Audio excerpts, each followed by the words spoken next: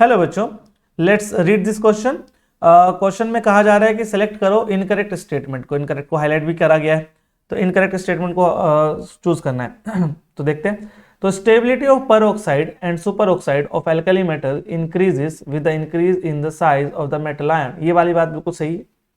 जो स्टेबिलिटी है पर ऑक्साइड की एंड सुपर ऑक्साइड की, एल्कली मेटल का साइज अगर इंक्रीज होता है, अगर एल्काली मेटल का साइज इंक्रीज होता है तो उनकी स्टेबिलिटी भी इंक्रीज होती है। ये वाली बात बिल्कुल सही है।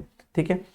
Option B, NaOH does not absorb water from the atmosphere. ये वाली बात बिल्कुल गलत है। NaOH ये हाइग्रोस्कोपिक होते हैं नेचर में, hygroscopic in nature, hygroscopic in nature.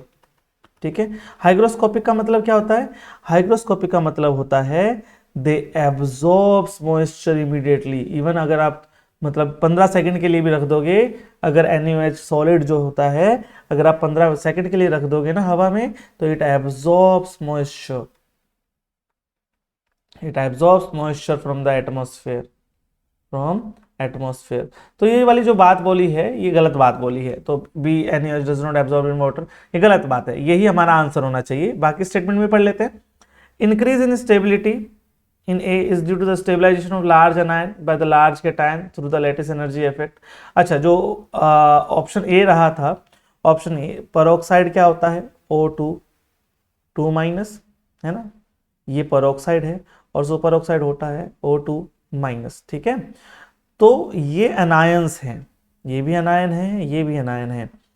वो पूछ रहा है कि इनकी, वो बता रहा है कि जो ऑप्शन ए में कहा गया था कि स्टेबिलिटी बढ़ेगी साइज ऑफ कैटायन से, वो इसलिए बढ़ रही थी क्योंकि बड़ा अगर साइज का कैटायन होगा तो उनकी लेटिस एंथैल्पी, उनकी लेटिस एंथैल्पी ज़्यादा होगी। Yes, it is correct, it is correct, absolutely correct. The low solubility of LiF due to its high lattice energy. LiF least soluble होता है, मतलब अगर एल्कली मेटल फ्लोराइड्स देखे जाएं तो ये लीस्ट सोल्यूबल होता है। उसका कारण ये है इसकी हाईएस्ट लेटिस एंथैल्पी है, और जिसकी लेटिस एंथैल्पी ज़्यादा होती है उसकी सोल्युबिलिटी कम होती है, और इसका कोवलेंट नेचर है, मतलब ये कोवलेंट नेचर का होता है, इसलिए ये डिसॉल्व नहीं होता है। ठीक है। Whereas low solubility of CSI is due to the smaller hydration energy. Okay, CSI यानी कि ये दोनों ही, एक CS प्लस है और एक I माइनस है। चार्ज इनके ऊपर 1 पॉजिटिव और 1 नेगेटिव है, बट इनके साइज बहुत बड़े हैं, है ना।